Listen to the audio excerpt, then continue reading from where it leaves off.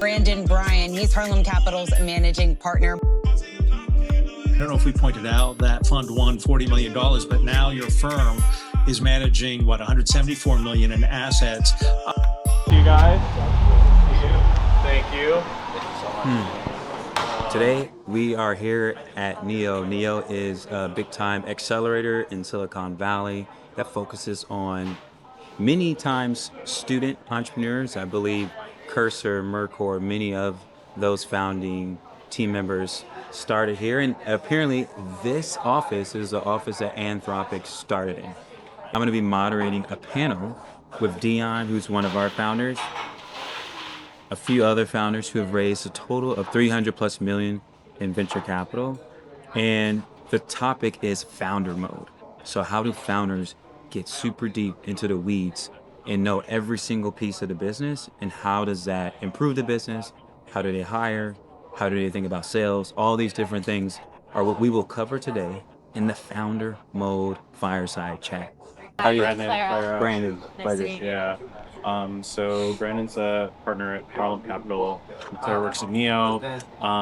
Yeah, and thank you all for having us in this living space. Yeah, it's gonna be fun.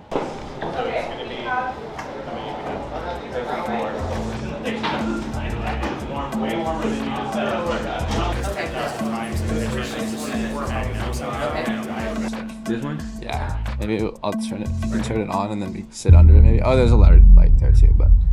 How might questions you ask in a panel like this differ from questions in a normal conversation? When you're hosting a panel or talk or a fireside chat, there's like different needles that you're trying to thread. For this specific panel, we are focused on exposure for a specific person's company. And so you want to make sure that you're gearing all of the questions around some specific subject that everyone can kind of like hold on to. Even though an event in general, like you want to make sure the mantra that you put out and you market is going to attract a specific type of person to come into the crowd. And panelists in the crowd, they kind of all mix together. It's almost like a musician in their crowd. Like you want to make sure that the right people are in your audience for the specific type of musician so that the vibes are right in general. The second piece here is, since I'm moderating, like I'm like the MC. So I'm the person that's gonna keep the pace, the cadence, the energy up. I'll be the person who's potentially helping folks facilitate questions from the audience. And if someone rambles or if someone's doing something that's like not on point, like I'm the person who's supposed to like steer us in the right direction. There's gonna be 3 people on this panel. All right, Dion, what do you think about this? All right, Henry, what do you think about this? KJ, what do you think about this? These are the 3 people on the panel. Each person's background has a specific uniqueness to some specific industry. And so KJ started something called Lotus AI, which is in the healthcare space. Henry started super.com, which is like, it's like a fintech app to get lower prices for anything on the internet. And then obviously Dion started an AI company. So we're gonna try to thread the needle between all 3 of those and like take them to the next level. My boy. We're doing good. I was like, man, this might on video, you know. we're doing day in a life content. Yeah, So it's all good. It's all good. I want to say congrats.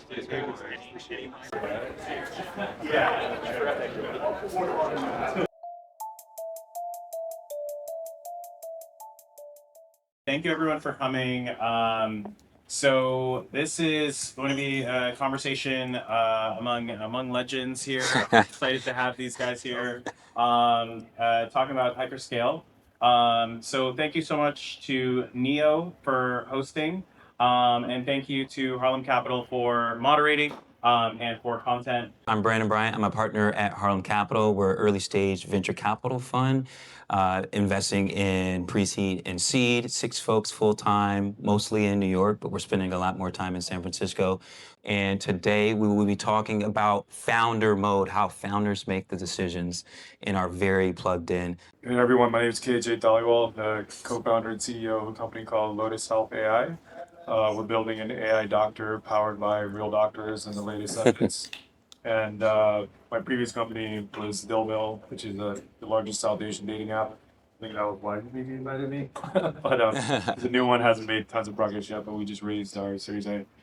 Yeah, nice to meet you. You just raised 41 million from Kleiner Perkins for his new company, Lotus Health AI. So we're gonna be, we're like I said, among legends. So clap it up for KJ. Woo! So whenever I'm here in San Francisco, I say I'm at ground zero of artificial intelligence. There's so many things happening, breakthroughs every single second. I'm curious from any of you guys, what is your take right now on AI? Like what are most people who might just be reading the headlines missing from you guys building on the front lines? We're seeing things like OpenClaw. We're seeing things happen here where like AI agents are starting to become useful to individual humans beyond question and answer, right? So that agentic AI breakthrough, I think this is the year where that's going to happen. I think the capabilities of like the software layer, the application layer are like still very like new in terms of agents. And when you think about things like short-term memory, long-term memory, reasoning over like longer periods of time, the application layer I think is largely still like unexplored in terms of like opportunities of starting companies. And the infrastructure probably is, it's going to be hard to catch up with folks like Anthropic and others. But that's kind of, where I think maybe you're not seeing much of that in the headlines, because everybody's like, there's an AI bubble and it's gonna pop, right? But I don't know. Yeah, I guess you just gotta be contrarian. If people say it's an AI bubble, then maybe you should just be working on all the other stuff.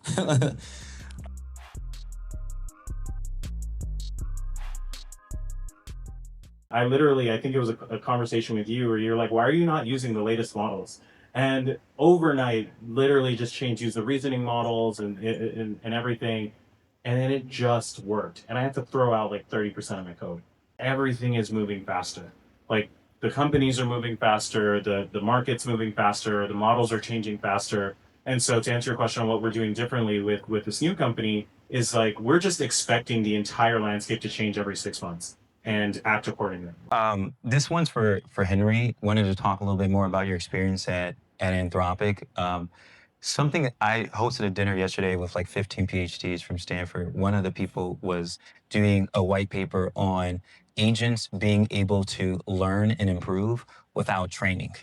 And I was like, yo, tell me more. And he basically said that an agent can actually reflect on its past agentic flows and experiences and learn from them like a human. And I was like, is this just the Zen version of agents? Is that the future? And he's like, essentially, yes. So I'm curious if there's any things that you can share about your work so far at Anthropic, and even talk about how it's different working at Anthropic than building your own company with Super. There has to be, actually step back. Why did you join? And then what are the most interesting things that you're working on so far? Couple of questions. I'm trying not to take up all the time, but in terms of why I joined, so as I stepped back in my company, I wanted to get, because I've been there for 9 years, everything 0 to 1 was 10, 10 to 100 and beyond, and multiple 0 to 1 stuff, product engineering, design, strategy, kind of the whole gamut of things. I wanted to get a little bit closer to some of the technical roots, and this AI thing was just happening, like was flying by. We were actually one of the super early Anthropic customers at Super.com. I think it's like 2022. We had like a dedicated Slack channel with them, and they were doing custom work with us. Models needed some guardrails. Now I'm kind of thinking about what's next. I didn't want to be a VC just yet, and I still want to build, but I want to Just yet. for the sake of starting a company. So hey, I'm going to do AI on the outside, may as well do it the inside up into it. With great people, great mission, make an impact. And it's been a pretty unique role where I didn't have to manage anybody. Is literally because Sam Altman. Like it is. Actually, Dion and I talked about this at lunch like a few months back, and I was like, Sam Altman technically has willed AI into existence, if you will, like today's AI into existence with just some of the crazy things he said. And people jumped on to that. They built around that. They did all these different things. And many other leaders in that space, Aaron from Box, and like there's just other people who are really putting out their ideas, their judgment, their agency. And I think that those things actually become a lot more important than they have ever been in the past. And that has nothing to do with talent, I guess. It has nothing to do with product. It has everything to do with like, what is your vision of the future and how many people can hop onto that vision? And if you're the leader of that vision, that is a moat in and of itself. One company that might be doing, I mean, Palantir's already done it with the forward deploy engineer. Now everyone wants to be a forward deploy engineer. Clay is a new entrant into the space, in my opinion, because they're doing GTM engineer. I'm not sure if any of you guys have seen that. So I think Yes, is Clay better than all these other tools? Who knows? But are they building literally an army of salespeople? Or are they building something in the zeitgeist? Are they actually becoming a leader in the space? Even though their founders don't speak much, they are still becoming a leader in space. So you don't necessarily have to be marketing branding as like the leader of the company. It's just like, what are the like unique marketing and strategy and tactics that you can start to put together that make you differentiated, that show the judgment, that show the taste, that show that you have endurance. And we would love to have you guys stay for drinks. Yeah, let's do it. Awesome. It's always good to see you, Phil. Pleasure. We'll connect outside. Yes, sir.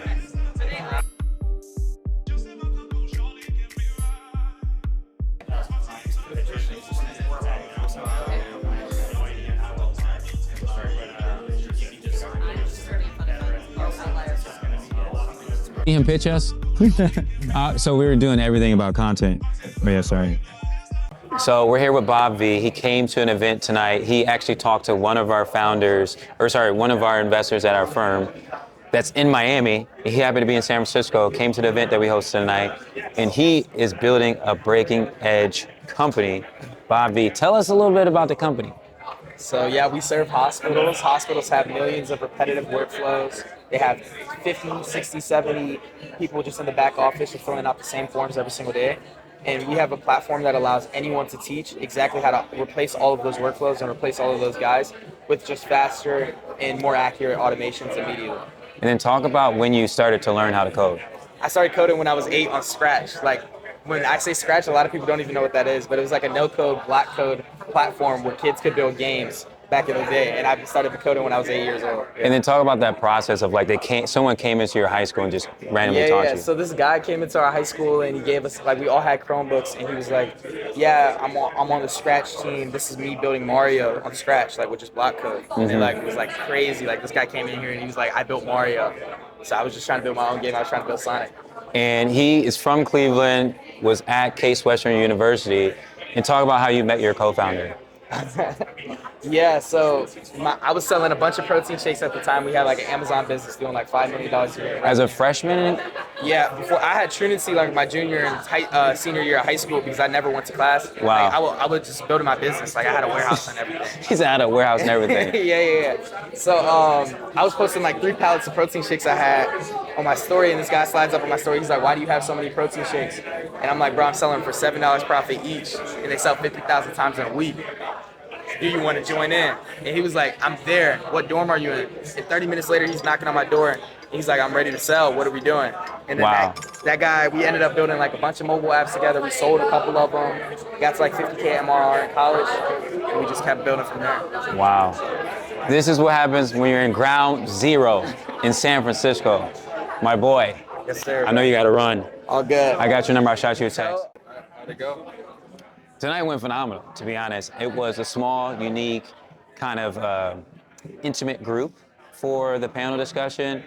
Dion hit it out the park. KJ from Lotus AI talked about building his first company and how it's different from building his second company. And then Henry, who has been now the chairman of Super.com and at Anthropic, talked about his viewpoint from working at Anthropic, at one of the big model labs. So I thought it went really well. I had a chance to drop a few gems when people were asking questions. And then even one of our founders that we're tracking right now, that happens to be from Cleveland, came to the event. I would say this was a success. Being able to insert yourself into the companies that you are investing in and being able to have true impact, hands-on impact, is what it's all about. This is what's gonna help us win deals on the road to finding that $1 billion company.